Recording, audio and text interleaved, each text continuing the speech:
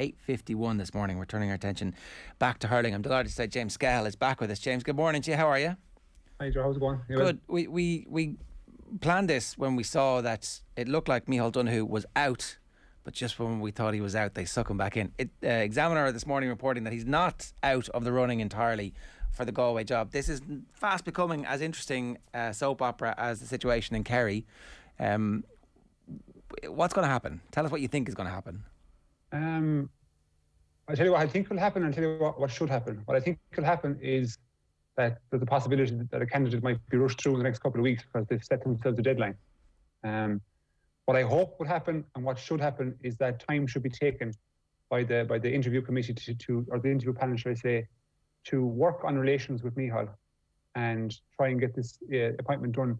And if it takes 2 months, 3 months, so be it. But don't rush the appointment just for the sake of appointment. I know we had the county chairman coming out last week saying that the deadline was middle of October. There's no reason to put a deadline on a position as important as this.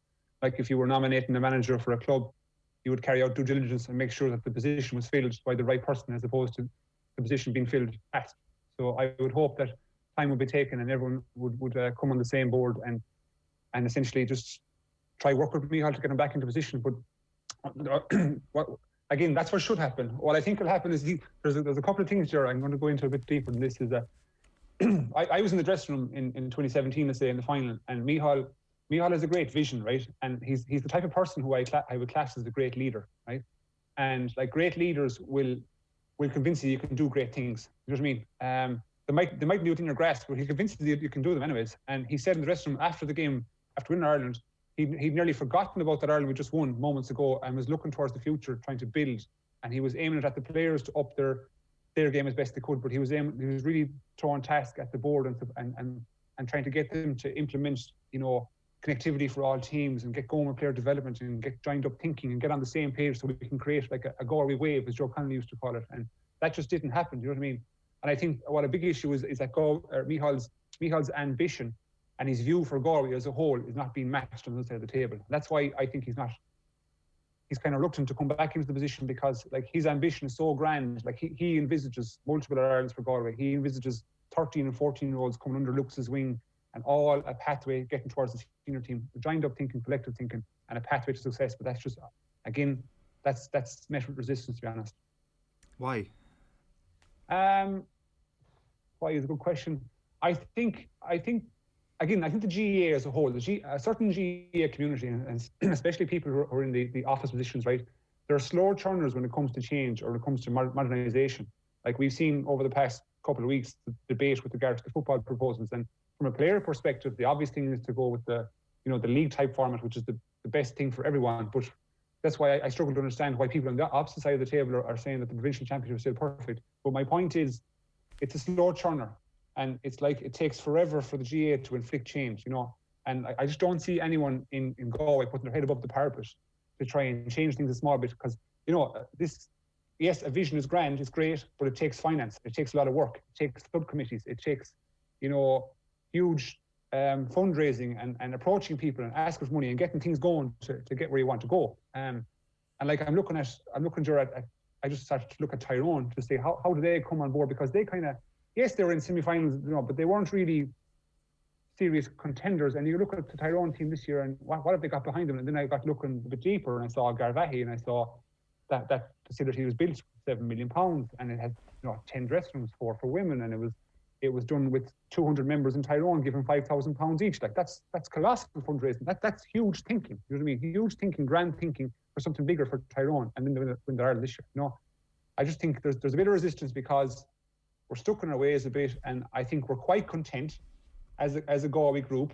If we run off the club championship, everyone's happy in the clubs. We're all good. You know what I mean? I think if there's no drama in the club championship and it's run off, okay, that's considered a success. I think in this country. I don't really understand. Like all my life, the Galway hurlers have been gifted physically.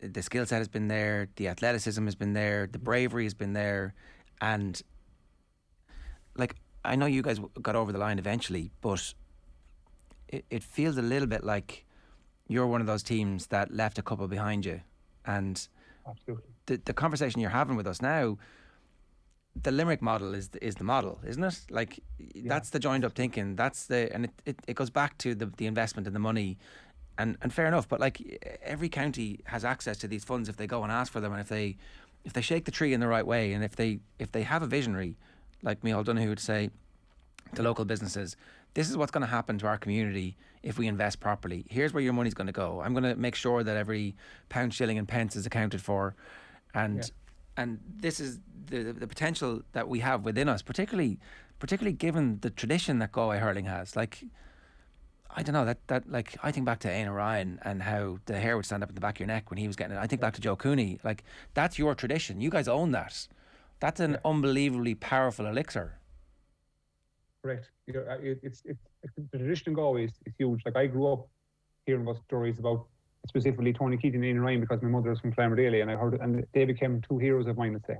And you look at those guys and you say, right, I want to continue that. And like, when I came out of minor, we won a couple of minors, and I thought, geez, I'm going to win 5 All-Irelands here handed, because we're so good at minor level and 21s that it's just a matter of time before all this is put together at senior. And God, I got some shock. Like, and like, to get 1 out of 14 years, I count myself as a lucky duck, right?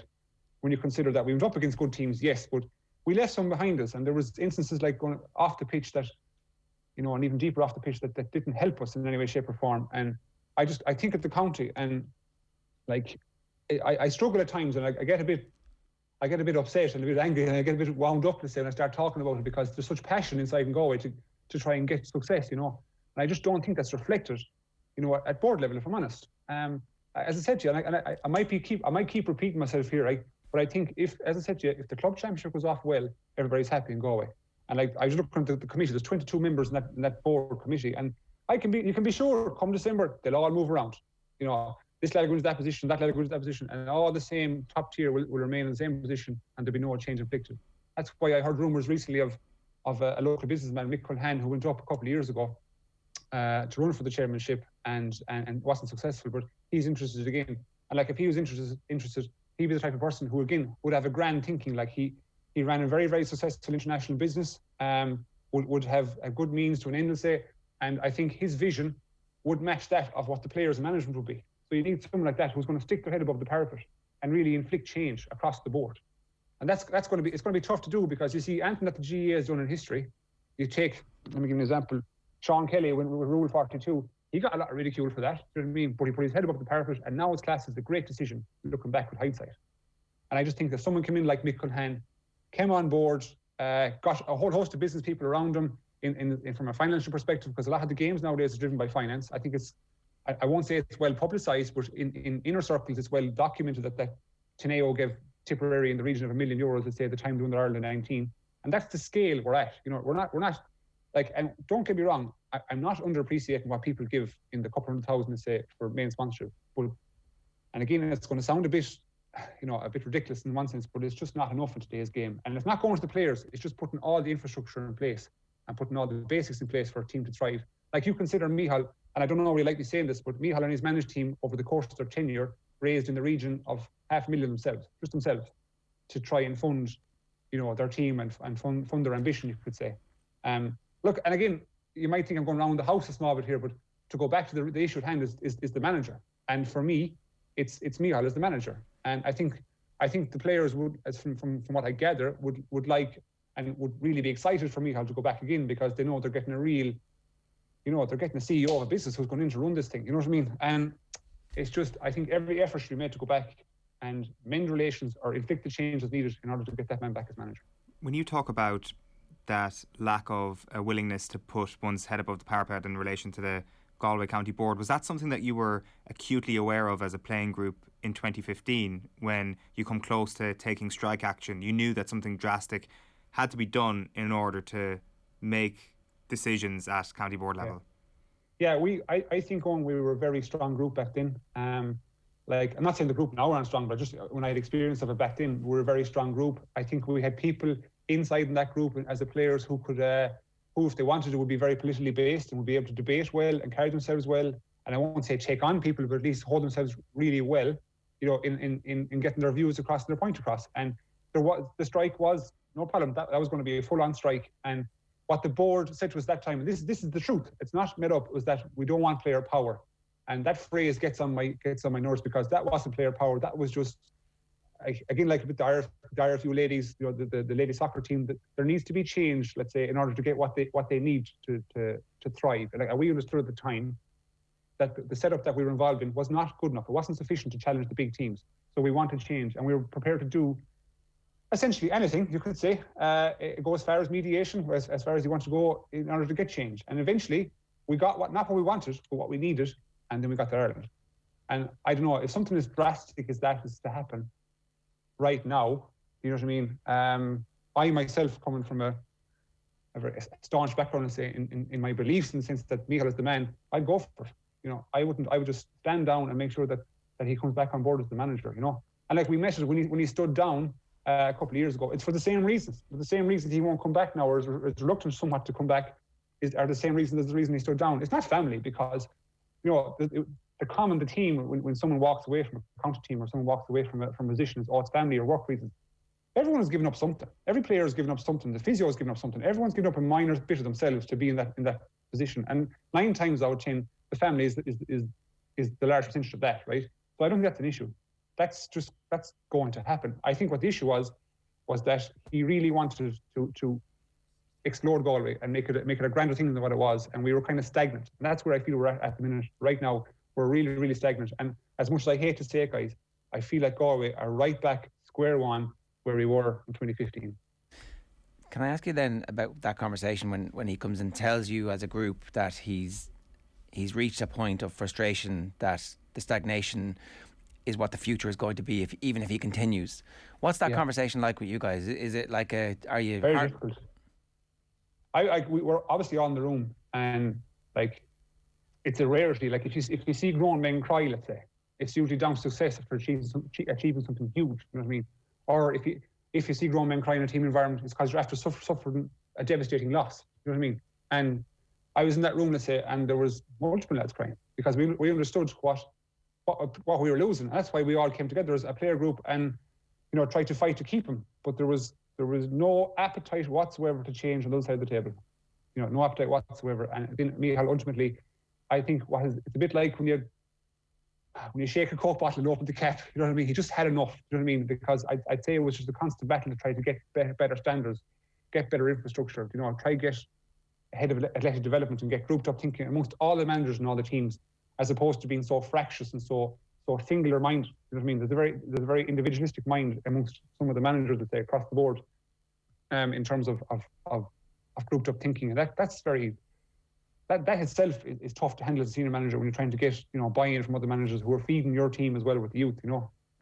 Very tough conversation, a ridiculous conversation, in the sense that it caught us off guard at the time, and like we're after coming back off the back of a difficult season, but that was all noted, and we were kind of looking forward to really hammering home a new season, and that didn't transpire. So I just think it's been time lost. Time we'll never get back again.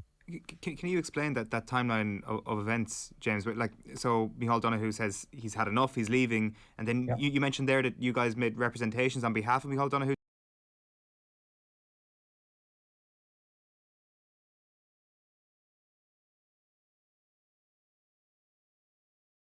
So the first thing is kind of damage limitations. Okay, how do we stop this from happening? How do we stop this knee-jerk reaction and make sure Micheál and all the management team just pause for a second and come back? So there was like a week there of conversations with management and with members of management to try and just kind of stop their decision and think and come back, you know, and just we'll fix this, right? So commit, come back, and we can fix it later. And that kind of, I think what players, we weren't privy to information or privy to instances throughout his tenure that he would have seen. We obviously didn't bring it to our attention, but I think it got to melting point. So that was the first week. And then us as a group would have met, like any team does this, like they would have met collectively a few times and trying to hammer out, how can we fix these issues? How can we approach the board and try and mend all this? Somewhat act as a you know, somewhat of a mediation position. And then it just got messy. It became a he said, she said, you did, I did, and it became a real political battle. And for a finish, Micheál was just tired of it and said, no, we just have to stop. And then players themselves got a touch tired of it, and we kind of accepted that Micheál wasn't going to come back. Hence, a new line or new path had to be walked. But that was probably a 2 or 3 or 4 week process, even though that was difficult. And there was a lot of meetings in-house amongst players, a lot of discussion, a lot of debate, a lot of deliberation over certain people and their positions, and how can we impact change ourselves. And ultimately we had to go with the direction of the board and find a new manager.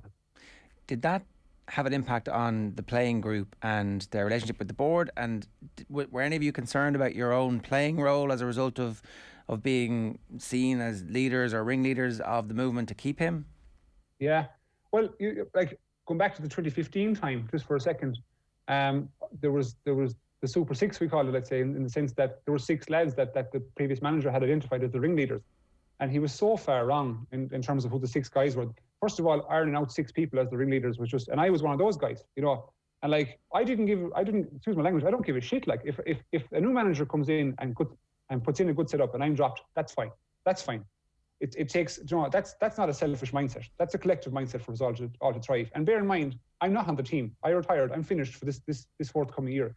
So, like, from a playing perspective, nothing to do with me. I just want to see my club mates, my county mates, and the youth coming up into a very high thriving position under a good manager. That's what I want.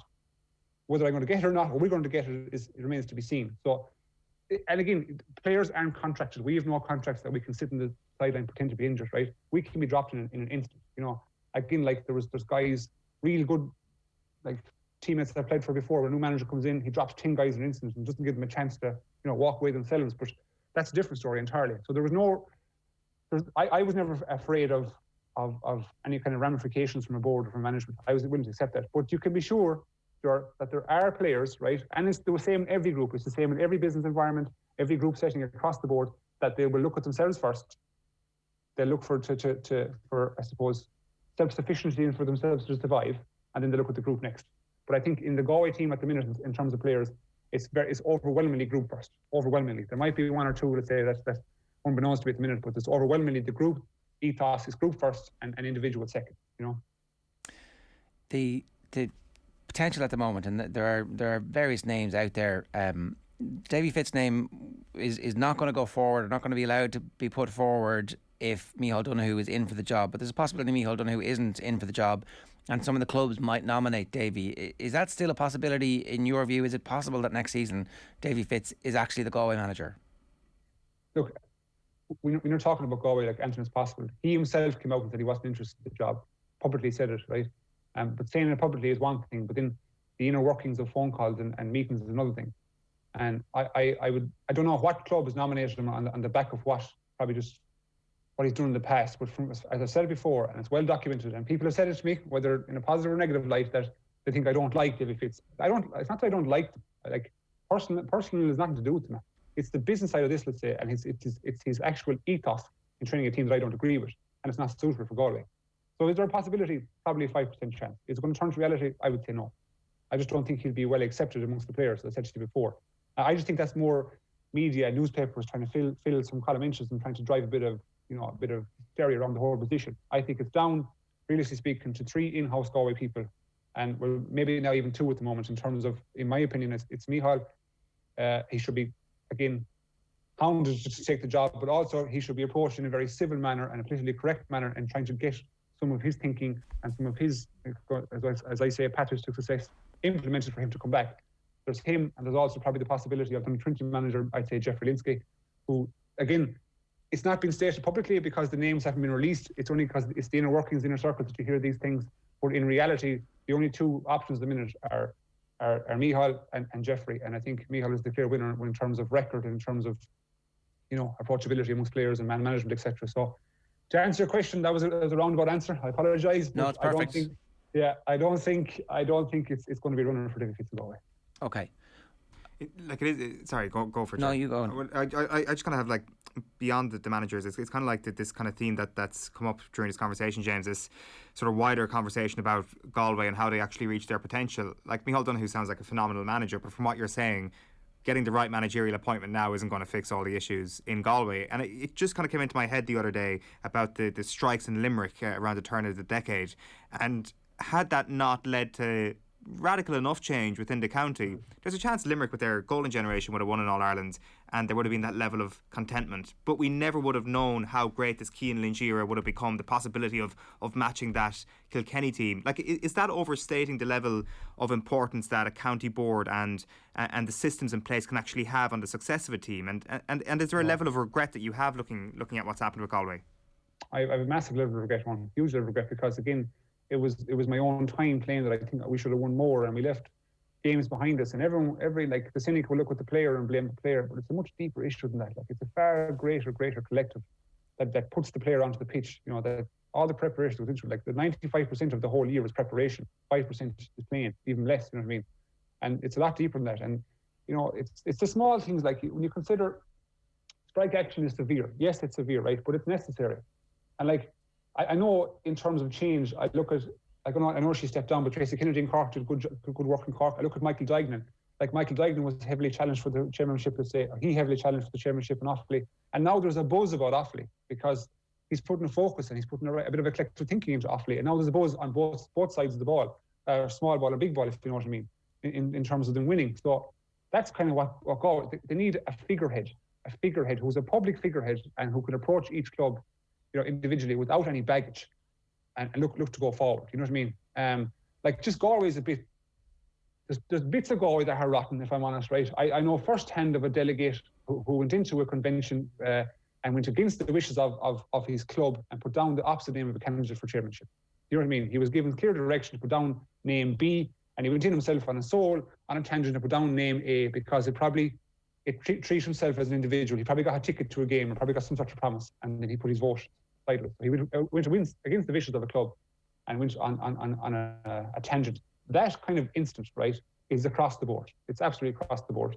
It's a political game in Galway in the sense that there'll be promises made and they won't be fulfilled, you know. But however, once the roles are maintained and all the cronyism is maintained, everybody's happy, then, let's say, and then clubs and people and players and supporters are effectively powerless. You must be getting close to the level where you're thinking, I have to get involved at that level. Like, I know it's kind of signing up for a life in purgatory.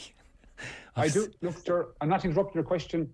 The last time I spoke with you, I touched on Galway, and I had a couple of people approach me face to face, fair play, and that's what I prefer, face to face, and say, why don't you do something about it? And I'm saying, I will, in time. You know, I'm 33, I'm still playing, I have a young family. In fairness, I don't have probably the time or the real energy focus. My focus is on 2 small kids and playing myself. But in a few years' time, absolutely, I'm going in some shape or form, whether that be into a coaching capacity for an underage team, or as a a facilitator to a senior team, or into some sort of chairmanship, my own club, something like that. But I can tell you here now for sure, I will be getting into it. You know, and maybe I'm a bit strong-minded, and maybe I don't have the same savviness as some guys that like, if I want change, I want it now. Do you know what I mean? Like, I want it now, and I can't see the reason as to why it can't happen now. Maybe that affects me or impacts me because, again, as I said, GA in inputting change is a bit of a slower turner, so I might be suited. But to answer your question, yes, it's in my mind. Is it at the forefront of my mind? No, it's not. It's at the back of my mind for a few years yet. 33 is not too old to make a comeback. You know, I hope my wife isn't listening, but if I did, I think I'd be divorced. Yeah, I think I'd be divorced. Yeah. Well, we don't want that, James. It's been brilliant as ever chatting to you. Thanks a million for joining us this morning. Cheers. Okay, guys. See.